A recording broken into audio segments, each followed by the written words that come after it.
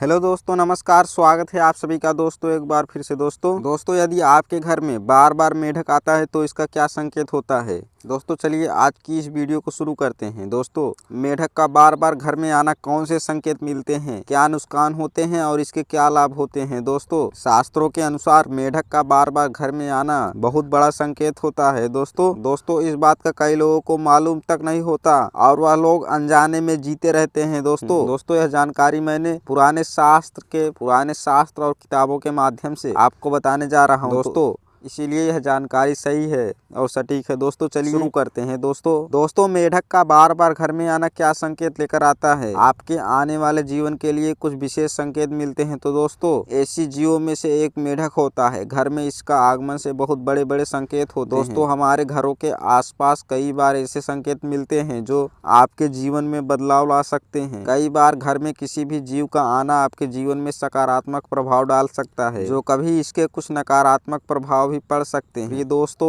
वैसे तो मेढक बारिश के मौसम में दिखाई देता है, लेकिन कभी भी अगर यह आपके घर में बिना मौसम के आ जाए तो इससे जुड़े कुछ संकेत मिलते हैं जो आपके जीवन में बहुत ही बड़े बड़े प्रभाव डालता है। दोस्तों ज्योतिष शास्त्र के अनुसार ऐसा माना जाता है कि मेढक आपके घर में आ जाए तो समझे कि जीवन में कोई बड़ा बदलाव हो सकता है, कि आपकी नौकरी में बड़ा बदलाव हो, आपको तन से जुड़े परिवर्तन देखने को मिल सकते हैं, या फिर कुछ ऐसे बदलाव जो आपके पूरे जीवन को प्रभावित कर सकते हैं। ये दोस्तों वैसे तो मेढक का अक्सर एक रहस्यमय जीव के रूप में देखा जाता है। कई संस्कृतियों के लिए उनके आध्यात्मिक अर्थ होते हैं जो आपके जीवन में प्रभाव ला सकते हैं। दोस्तों आध्यात्मिक दृष्टिकोण से आपके घर के अंदर मेढक की उपस्थिति अपने साथ विशेष संदेश और अर्थ ला सकती है। दोस्तों इसे अक्सर सौभाग्य और भाग्य का प्रतीक माना जाता है। इसीलिए यदि आपके घर में अचानक मेढक का आगमन हो जाए तो समझे आपके घर में सकारात्मक बदलाव आ सकते हैं। आपको नई नौकरी या फिर नए रिश्ते के संकेत मिल सकते हैं। प्रिय दोस्तों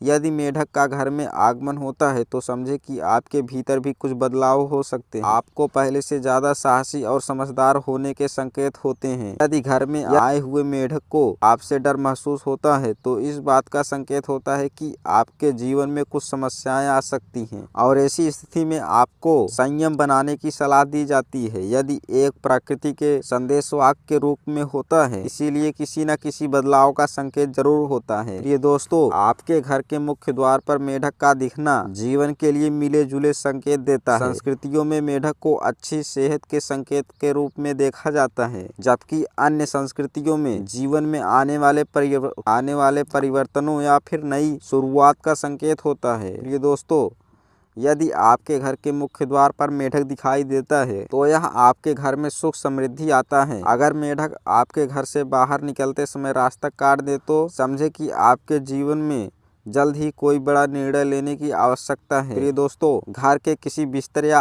अलमारी के अंदर मेढक को देखना अक्सर एक संकेत के रूप में देखा जाता है कि आपके जीवन में कुछ नया होने वाला है। आपके जीवन में होने वाले परिवर्तन के संकेत देता है और इसी के साथ घर परिवार में वृद्धि, धन में वृद्धि इसके भी संकेत देता है। घर के भीतर मेढक का प्रवेश होना आपके लिए धन का संकेत देता है और यह इस बात का इशारा भी करता है कि बहुत जल्द आपके रुके हुए काम बन सकते हैं। आपको हर क्षेत्र में धन लाभ मिलने की संभावना होती है।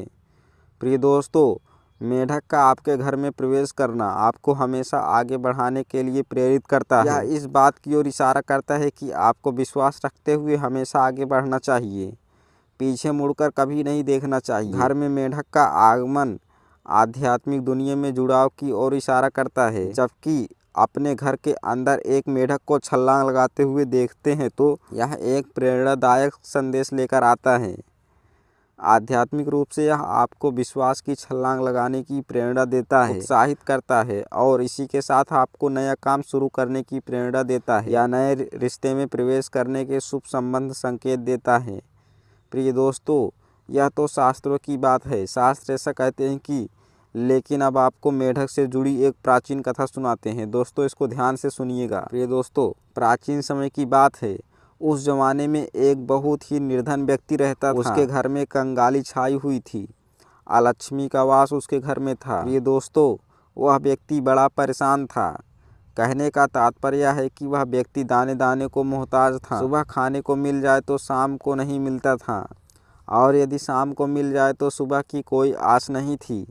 इस तरह उस व्यक्ति का जीवन व्यतीत हो रहा था। दोस्तों, वह व्यक्ति अपने जीवन में बड़ा दुखी था। अपने बच्चों का लालन पालन करना भी उसके लिए बहुत कठिन हो रहा था। दोस्तों, इसी के साथ गरीब होने पर भी वह व्यक्ति ईश्वर पर बड़ा विश्वास किया करता था।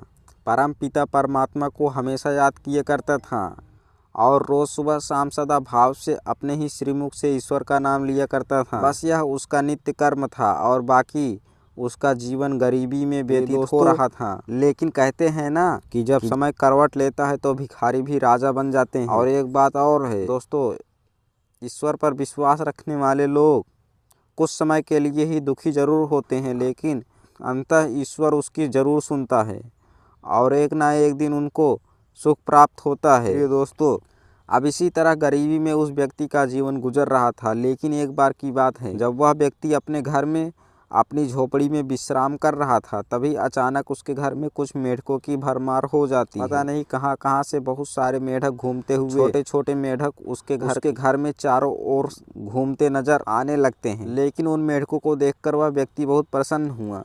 वह सोचने लगा कि बिना बारिश के आज ही मेढक मेरे घर में किस तरह प्रवेश कर रहे हैं। मेढक इस मौसम में कहीं देखने को भी नहीं मिलते हैं। दोस्तों, इस बात को आप और हम सभी लोग जानते हैं कि मेढक बारिश के मौसम में ही देखे जा सकते हैं। लेकिन यदि गर्मी के मौसम में कोई मेढक को फुदकता हुआ देखना चाहे तो यह बड़ा कठिन होता है। लेकिन उस व्यक्ति के घर में गर्मियों के दिनों में बहुत सारे मेढक घूमते हुए उसको दिखाई दिए। दोस्तों, लेकिन वह व्यक्ति मेढक के इशारे के बारे में कुछ नहीं जानता था। सारे मेढकों को अपने घर में देखकर वह व्यक्ति आश्चर्यचकित हो जाता है और मन ही मन ईश्वर को याद करता है। सोचने लगता है कि परमात्मा, तेरी लीला बड़ी निराली है। तू कब क्या कर दे, कोई नहीं जानता। इस गर्मी के मौसम में कड़ाके की धूप पड़ रही थी, अग्नि जैसी धरती तप रही थी और इस कड़ाके की धूप में इतने सारे मेढक पता नहीं मेरे घर में कहाँ से चले आए। दोस्तों, इतना सोचता हुआ वह व्यक्ति आगे और सोचता है कि गर्मी बड़ी तेज पड़ रही है, धरती तप रही है, इसी वजह से यह मेढक उछलते हुए मेरे घर के अंदर आ गए, क्योंकि घर में छाँव होती है और छाँव को देखकर यह मेढक मेरे घर में प्रवेश कर गए। हो सकता है गर्मी की वजह से इनका बदन जल रहा होगा। यही सोचकर वह व्यक्ति अपने घर के अंदर पानी का छिड़काव कर देता है, चारों तरफ पानी ही पानी कर देता है।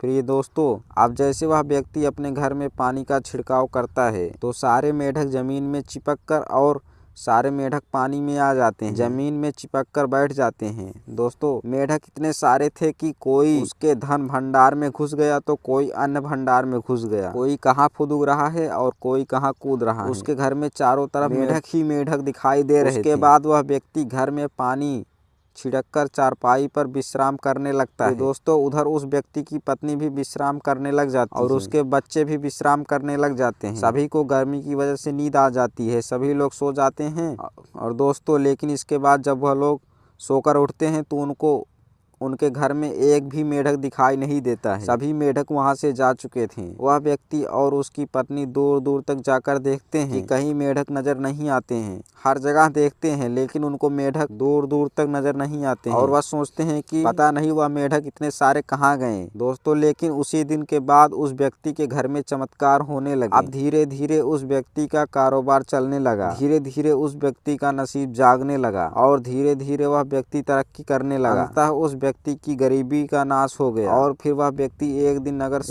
सेठ कहलाने लगा। इतना धनी हो गया कि वह नगर सेठ कहलाने लगा। दोस्तों, इसके बाद वह व्यक्ति बहुत पैसे वाला हो जाता है। पैसे वाला होने के बाद एक साधु से मिलता है और साधु को अपने जीवन की संपूर्ण घटना सुनाता है। दोस्तों, तब वह साधु उस व्यक्ति से कहता है कि भाई, जब तुम्हें ईश्वर ने इतना कुछ दिया है तो तुम भी ईश्वर के लिए कुछ करो, ज़्यादा नहीं तो थोड़ा करो, लेकिन धर्म के नाम पर तुम्हें कुछ करना चाहिए। दोस्तों, जब वह साधु उस व्यक्ति को कहता है भाई, तुम एक काम करो, महादेव का मंदिर बनवाओ और उसमें महादेव को स्थापित करो और वह मेहदीपुर महादेव के नाम से स्थापित करो। दोस्तों, उसके बाद वह व्यक्ति अपने घर को चला जाता है और फिर महादेव मंदिर का निर्माण कराता है। दोस्तों, उसके बाद मंदिर बनके तैयार हो जाता है और उस मंदिर में मेहंदीपुर महादेव की स्थापना होती है। दोस्तों, वह मंदिर आज भी राजस्थान में मौजूद है।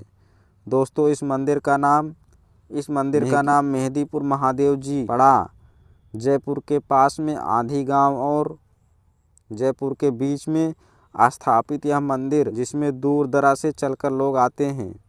प्रिय दोस्तों, दोस्तों इस मंदिर में जाकर जो भी अपनी सच्ची श्रद्धा से ईश्वर से जो मांगता है, महादेव से जो भी इच्छा मांगता है, उसकी इच्छा बहुत जल्द पूरी होती है। प्रिय दोस्तों, इस मंदिर में शिवरात्रि का बहुत विशाल मेला लगता है, जिसमें दूर दराज से भक्त लोग दर्शन करने के लिए आते हैं।